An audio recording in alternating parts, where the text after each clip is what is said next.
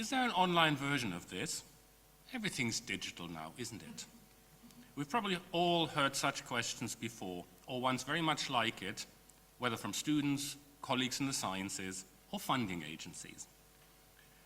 To be sure, we're still a long way away from everything being digital anyway, but certainly when the future of the cataloging and catalogues of sources, music or otherwise, is being rethought as we're sitting here, the question of paper versus digital is one that everyone who is working on source cataloging has to come to terms with one way or another, whether by adopting a digital-only, print-only, or a hybrid solution.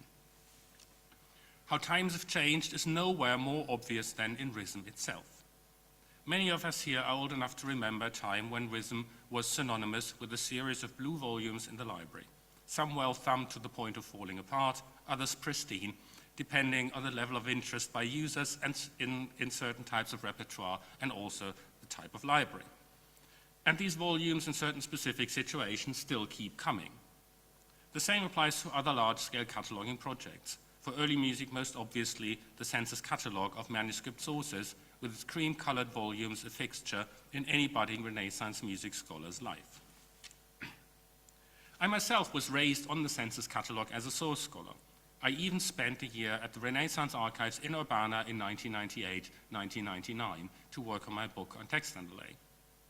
But that is in itself telling, because in order to use that resource, the census catalogue, properly, one had to travel to Illinois, not merely for the amazing microfilm collection there, but also for the fabled manuscript inventories, which for reasons of space were not included with the census catalogue. These inventories and descriptions contained therein made it into the summary lists in the printed census catalogue, where they have intrigued and sometimes infuriated scholars ever since. And inventories are, of course, where digital cataloging shines.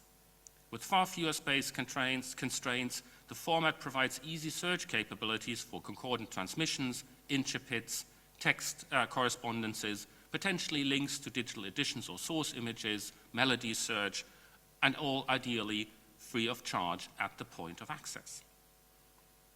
Understandably, projects such as RISM for polyphony or the Cantus database for chant have focused on this aspect of making the content of music books available most specifically when moving online, with paradigm-shifting results. The situation is less straightforward, however, with respect to the other principal aspects of sources, that is, their materiality or codicology, something far less easily standardized and captured in list form.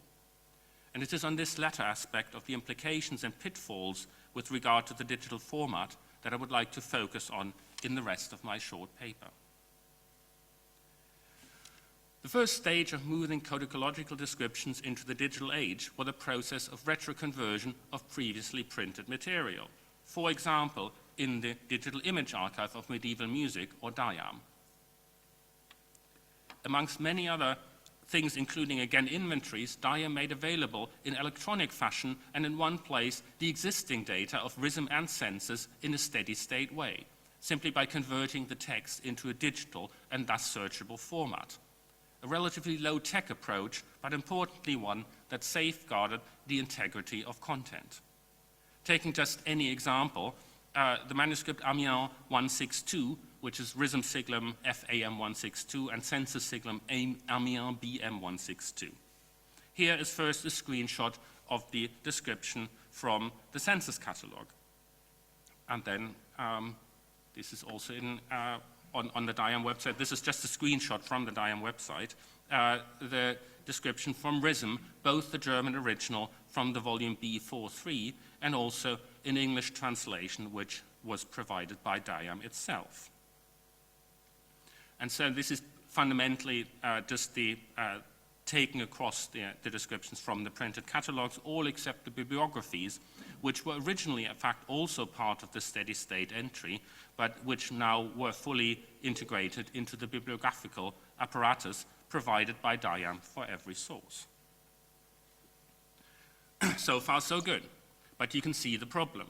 The two entries from RISM and census diverge substantially in what they include and how they represent it. They were done by different people at different times, based on different cataloging standards, and indeed codicological approaches. Both were more than a couple of decades old when DIAM first put them online, and they're even older now. Printed catalogues are by their very nature static and fixed in time. They're between two covers and there's a date in the front. But we perceive online catalogues differently, as being dynamic and always in the presence of the moment when we view or download a web page. Flawed though this perpetually presentist perception of online content is, as an underlying expectation, it is inescapable. This cognitive dissonance is further compounded and exacerbated when, as in the case of DIAM, two different and divergent steady-state data sources from different times and produced with different priorities in mind are presented side by side. And when, as is the case of DIAM, an attempt is then made to homogenize the data, drawing not only on RISM and census, but also on other published or unpublished sources. In the specific context of AMIA 162, so this is, sorry, I'm skipping one slide here. This is basically DIAM's attempt then to basically draw together the information from RISM and census into one sort of database format that is then standardized and searchable. But there are now, of course, for individual sources, other types of either printed or online sources in the specific contents of this source. The truly outstanding study by Peter Woodman-Christoffersen, itself online and available free of charge on his website. This is all well and good, but such cumulative data gathering is not unproblematic. Inventories and bibliographies are once again slightly, comparatively straightforward, since they can be made up to follow a standardized format and are by their very nature cumulative. But what of information on dating and provenance? What of the codicological and paleographical details, in terms of the scope of the data that is being captured, but also its underlying principles, indeed philosophies? What of the basic accuracy of the data, even where it is considered quantifiable physically and might just be considered hard data? That is, if two published data sources provide different measurements for a codex, which of them is considered more reliable? Again, much of that has to do with differing standards and principles of cataloging. For printed books, librarians work to the MARC standard, but there's not yet a comparably stable and universal standard for describing and cataloging manuscripts, although attempts to arrive at such a standard are, of course, making progress.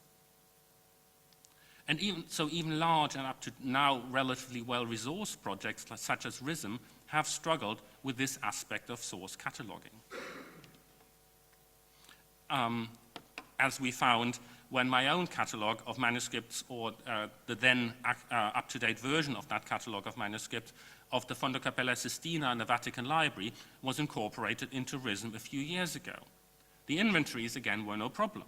But of the very detailed codicological descriptions, only parts were compatible with the descriptors and fields as defined by the RISM database resource, and everything else had to go into the notes fields. So if you ever go onto RISM and look at some of these descriptions, the note fields are really quite enormous. And that's not a criticism, that's just sort of a reflection of the different nature and the inherent sort of non-standardized way we catalog physical aspects of sources. And this particular example brings me to another core issue of source cataloging, the issue of authorship. Much like critical editions, manuscript catalogues are more than collections of factual data. They're scholarly works of individual scholars or groups of scholars who are bound by the time they produced the work and bound by the aims, criteria, and philosophies that drove them when they did their work. To use a term that will be all too familiar to scholars working in the UK, manuscript catalogues are referable. They can count as original works of research as recognized by the Research Excellence Framework exercise that grades our outputs and determines our funding and regular intervals. Of course, on the one hand, catalogues are and must be strongly data-driven and must follow strict internal guidelines. The stricter, the bigger the project, such as census, RISM, or indeed DIAM, where a number of scholars combine to create the resource. Only thus can consistency be ensured as much as possible. But on the other hand, consistency is always an aspiration and never a goal fully achieved. Even with the strictest cataloging guidelines, there's always an individual aspect. And as long as that variety unfolds within a controlled environment, that is not a drawback, but something that demonstrates how we all establish subtly different relationships to the objects we study, and that is how it should be. Such individuality of approach is clearly even much stronger in the sole-authored catalogues of specific bodies of sources or repertoires. Jose Maria Lorenz's Capella Sistina catalogue comes to mind, with its highly idiosyncratic composer descriptions going all the way back to Lawrence Feininger, David Fallus's monumental catalogue of polyphonic songs, or John Kmetz's catalogue of the Basel Songbook, which developed groundbreaking new ways to represent codicological structures. For more recent periods, if you look at the big composer Werkverzeichnisse, the Ode nu Köchel, the various incarnations of the Bach-Werke-Verzeichnis, the Mendelssohn or Brahms Werkverzeichnisse, we all, to various degrees, know and use and love. They all have their author's individuality stamped on them, and so it's by no accident that the Köchel-Verzeichnis still sails under the flag of the Köchel-Verzeichnis. The individuality, the infinite expandability and updatability of online databases can also rob us, if we're not careful, of the possibility to timestamp the description of a source. I've already made reference to that. Not only who saw it, but when was it seen. This is far from a trivial point, since, as we all know, books change through use, decay, and interventions such as restorations. Steady-state catalogues can provide us with information when a book was last seen. I myself know that when I originally catalogued the Capella Sistina manuscripts back in the 90s.